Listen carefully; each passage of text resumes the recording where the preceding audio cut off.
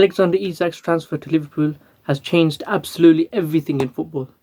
And in this video, I'm going to explain why and how it relates to Mark Guehi's transfer collapse to Liverpool, by collapse, so we say, to Crystal Palace, Johan Wissa's transfer to Newcastle, and rumour to Man City. It relates to all of this. Before I start, could you like, comment, share, and subscribe? There's also a new function on YouTube where you can hype the video, so could you hype the video? I really appreciate it, and thank you for doing so. So let's start off with what Isak's done. What basically happened is Isak, he was going to go to Liverpool, but first what happened, this is way early in the window, Newcastle said we want Ekitike, and they were trying to get Ekitike done. Instead, Liverpool went and got Ekitike.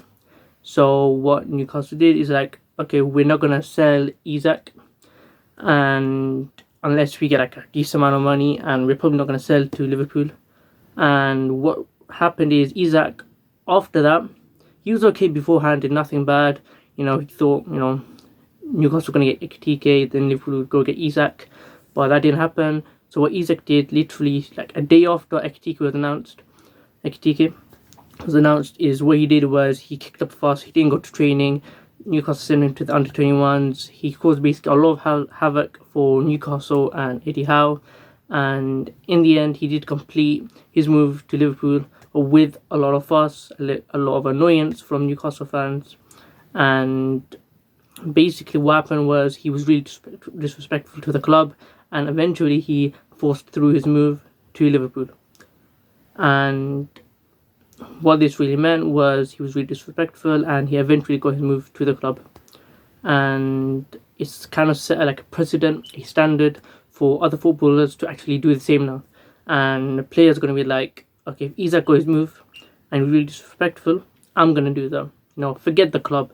I don't care about them. I don't care about the fans, because a lot of these players, you got to realize, they don't really care about the fans, do they? Some might, but a lot of them probably don't. It's just their job, really. And so they're probably nowadays going to be like, okay, forget the club. I'm just going to go for it. Forget training, forget turning up. I'm just going to go and say I want to transfer out. And they basically are going to be like, okay, I'm not going to do anything for you lot. I'm literally going to go on strike, you could say, and basically never play for you guys again, never going to train for you guys again, and I'm going to this other club. Now, let's say this happens for the future. Every single player does this. This means the player power has taken on another level. It's leveled up, it's tiered up, you could say. And the players are just going to move to whoever they want. And this could be good, this could be bad. I feel like it's in the middle, really. Because let's say the power's all with the club, and the club could literally, if they want, they could release, the player if they want, and pay the compensation to get out of the club. Or they could, if the power was really with the club, they could just not pay the person and say, get out of my club. We don't care about you guys. Don't even pay them if they're having a bad performance in matches, if club power was really that high. But let's put it the other way, and let's say player power was this high, and what they could do is literally say, okay, I'm not going to train for you guys, I'm not going to play for you guys, forget it, I'm not even part of this club, because I want to go to another club, and they're probably going to pay me more. So what I'm going to do is I'm never going to play for you guys ever again, and I'm going to force through this move to a bigger club who could offer me bigger wages. And that's what would happen if player power was that high. And in this situation, player power was at the highest that we've probably seen in a long time, and probably the highest ever, to be honest. And Isak, he basically said, okay, I'm going to leave. I'm never going to play for you guys, I'm not going to train for you guys, and he basically left. Let's say Isak, he didn't do all this. He played normally. He played for matches, he actually started training. Then I don't think Newcastle are going to be too mad. They'd probably be left with better taste in the mouth that he went to Liverpool, but they kind of get it, better squad. They've probably have a better prospect at this moment to go and win the league compared to Newcastle. But the way he did it really angered Newcastle fans, and Liverpool fans, they're really quite hypocritical, that's the word, because when Trent was doing the same thing, they hated him, but when they went to Isak, they were going to go get him, they were like, okay, you know what, get him in, man. We're not going to hate you. And they were literally saying to Newcastle fans, why keep him in prison?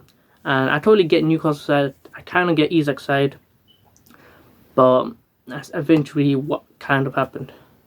And is this gonna set a precedent for other transfers in the future? Are players gonna act up if they want to move? And we've seen that with Johan Wissa. I mean, his situation was really that bad. All he did in the end, in my opinion, he did too bad, was he sent a message on IG, like story is like, okay, I talked with the club and all this and that, and they agreed that I could leave, but they didn't. And his situation, I totally get. If they actually agreed and then the club was going through, I get that. With the situation, I agree with. That's okay. And I'm not a Newcastle fan saying this, or Brentford fan, but I totally agree. Get his situation. That's okay. I don't think he did too bad there, but people are still saying he acted out. And there's players like Stan Lawson, he could have gone to Newcastle. He didn't act out. He didn't do anything. He didn't get through his move, and that's just people are like, if you're nice, you won't get through a move. Same happened to Marguehi, but I feel like Marguehi's situation is totally different because, I mean, everything else was gone right. But what happened was, at the last minute, Crystal Palace, in the negotiations, they were like, we'll only let Guehi go to Liverpool if and only if we get a replacement. And on the transfer deadline day, literally 1 hour, 2 hours left to go, they got a player he was going to sign, but he failed the medical. And that meant Guehi's move got cancelled to Liverpool. And, people are like, good players, people who are nice, they won't get through their move. And I think people have forgot what Guehi did. As I think he was captain at the time, he literally aided Oliver Glasner. And I know everything else he's been great, but I won't make him as a saint. He hasn't been like perfect, but you know what, he captained his side, he played, he trained, and he scored that goal. It was really emotional. And Crystal Palace fans, definitely they rate him very high. Probably as high as Eze, as high as Olise, probably not high as Olise, but he won them an FA Cup, they got a Community Shield. I mean, it's a great time for Crystal Palace fans. But at least Guehi, he handled it with decency. And at least Crystal Palace fans, they're actually quite nice to them. It's like, okay, you can go, we get it. But Crystal Palace, they kind of fell through, and they kind of messed up on their end, and we're gonna have to see what Guehi does. I think he'll just play. And if I was Guehi, this is what I'd do. I'd be like, okay, I did get my move, I'll go in January instead, because you know what, he'll be clever and be like, okay, Crystal Palace, they're probably gonna win the Conference League, and Liverpool, they're probably gonna win a trophy probably. What I'll do is I'll go in January, and you can get Crystal Palace's like medals if they want to go and win the Conference League, and also play for Liverpool and get Premier League or Champions League if they go winning. That's what I do. But people are saying he should leave at the end of the season. I mean, it's up to them. And the reason they're saying that is to totally screw with Crystal Palace, because they messed up on their end. People are saying he should go at the end of the season, let Crystal Palace have no money in transfer revenue at all from him, and that's up to him. But I'd just go in January, to be honest, and get all the medals. That's in my opinion, though. And how does this relate to other transfers like Donnarumma to City? Where Donnarumma himself, he made like a post on social media and was like, I'm gonna leave PSG, and I wasn't treated too good. Signed the keeper. At the time, I didn't think it was gonna happen. When they signed the keeper, people were like, Donnarumma's gonna replace. I didn't think it was true, but in the end, it did happen. And in the end, Edison did go to Fenerbahce was instead of Galatasaray, and it was a big move for Donnarumma, and he probably could have handled it better, but in the end, he did get through his move by being, disrespectful. And in my opinion, overall, I don't think people are going to do this in the future, do what Isak did to that extent that he did, where he's not going to train, he's not going to play.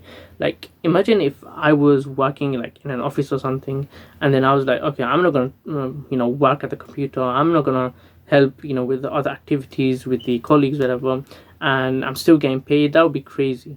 Everyone would be doing that. But I guess footballers are a different kind of people, they can do that and get away with it. And it really sucks for the common man, but it is what it is.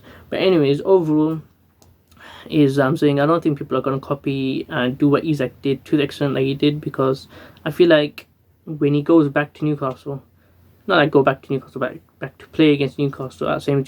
James's Park, they're going to absolutely hate him. It'd be like the Figo situation. Yeah, Luis Figo, he went from Barca to Real Madrid, and people are hating him. I don't think they're going to go that extent and throw a pig at him, but I think they're really going to hate him, and they should probably have security guards there. but they probably will, to be honest. But that's what I feel like. People won't go to that extent. I feel like people are going to go more for like the Jan Wissa type transfer, or the done rumor type, where they're like, okay, I did this with a club, and they're basically airing out all the stuff that's happening private to social media, so people can get on this side. And I feel like that's like the modern transfer is going to look like nowadays. If they don't go, if the club doesn't let the player leave, I feel like that's how it's going to go nowadays. That's in my opinion. So what do you think? Could you like, comment, share, subscribe? Also hype up the video. Thank you for watching.